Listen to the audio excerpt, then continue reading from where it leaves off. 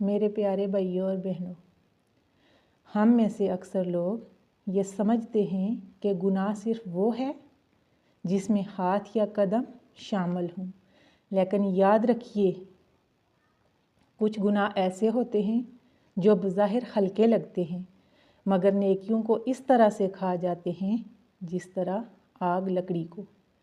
رسول اکرم صلی اللہ علیہ وآلہ وسلم نے فرمایا، قیامت کے دن ایک شخص آئے گا جس کے پاس نماز، روزہ، زکوٰۃ ہوگی، مگر اس نے کسی کی دل آزاری کی ہوگی، کسی پر الزام لگایا ہوگا، کسی کی عزت اچھالی ہوگی، تو اس کی نیکیاں بانٹ دی جائیں گی۔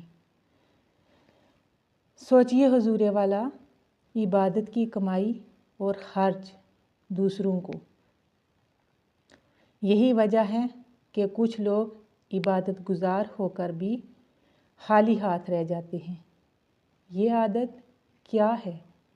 دوسروں کو ہلکا سمجھنا، زبان سے دل توڑ دینا، خود کو بہتر اور دوسروں کو کمتر سمجھنا۔